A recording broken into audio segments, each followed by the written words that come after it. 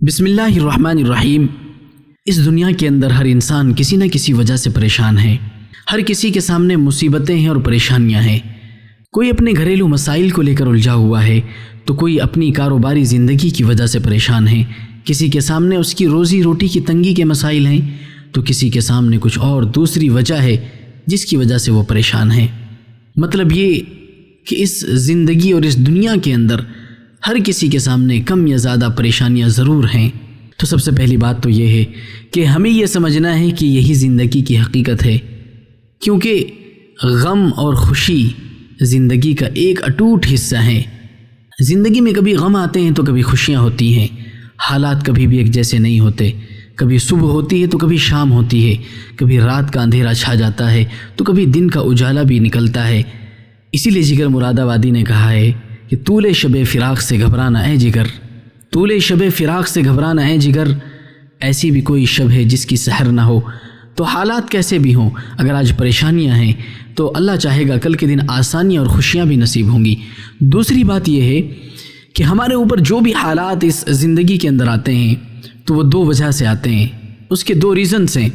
سب سے پہلی بات تو یہ کہ یا تو وہ حالات ہمارے اوپر اللہ کی طرف سے امتحان اور آزمائش بن کر آئے ہیں، یا وہ حالات اللہ کی طرف سے عذاب بن کر آئے ہیں۔ اب ہمیں پتہ کیسے چلے، اندازہ کیسے ہو کہ یہ حالات ہمارے لیے اللہ کی طرف سے آزمائش اور امتحان بن کر آئے ہیں، اللہ کی طرف سے عذاب بن کر آئے ہیں؟ تو بزرگوں نے اس کا ایک طریقہ لکھا ہے۔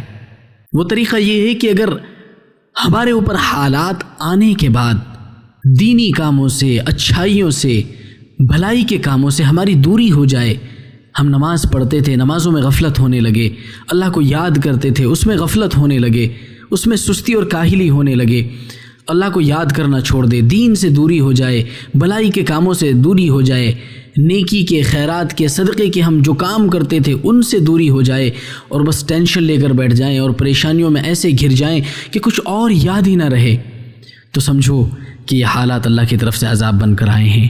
اور اگر پریشانیوں کے آنے کے باوجود بھی ہماری نمازوں میں کمی نہ آئے، ہماری اچھائی میں کمی نہ آئے، ہمارے اچھے کاموں میں کوئی فرق نہ پڑے، ہم جو بھلائی کے کام پہلے سے کرتے تھے وہ ابھی بھی کر رہے ہیں اور اللہ سے دعائیں کر رہے ہیں، تو پھر سمجھو کہ یہ حالات اللہ کی طرف سے آزمائش اور امتحان بن کر آئے ہیں۔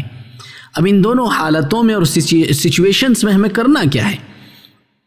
دیکھیے، اگر اللہ کی طرف سے آزمائش اور امتحان بن کر آئے ہیں تو ہمیں صبر کرنا ہے، اس لیے کہ اللہ تعالیٰ ہمیں آزما رہے ہیں، ہمارا امتحان لے رہے ہیں۔ اور کیوں نہ آزمائیں، ہم دنیا میں جب کسی سے محبت کا دعویٰ کرتے ہیں تو ہم اپنے محبوب کو بہت ساری آزمائشوں سے اور بہت سارے امتحان سے گزارا کرتے ہیں۔ تو جب ہم اللہ کے ہونے کا دعویٰ کرتے ہیں اور اللہ کی محبت کا دم بھرتے ہیں تو کیا اللہ کو یہ حق حاصل نہیں ہے کہ ہماری محبت کا امتحان لے اور ہمیں آزمائیں کہ دیکھیں یہ بندہ مجھ سے کتنی محبت کرتا ہے؟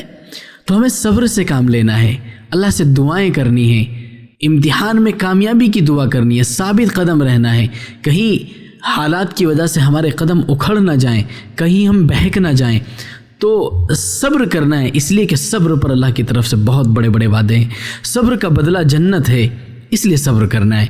اور اگر حالات ہمارے اوپر آزمائش نہیں ہیں، عذاب بن کر آئے ہیں، تو پھر ہمیں توبہ کرنی ہے، استغفار کرنا ہے، اس لیے کہ ہماری بدعملی اور برے کام ہوتے ہیں جن کا کرما اور جن کا نتیجہ ہمارے سامنے آ رہا ہوتا ہے۔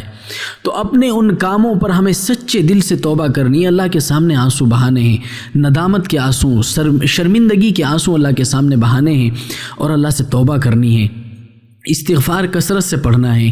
تو انشاءاللہ العزیز استغفار کی برکت سے، توبہ کی برکت سے اللہ تعالیٰ ان حالات کو دور فرما دیں گے۔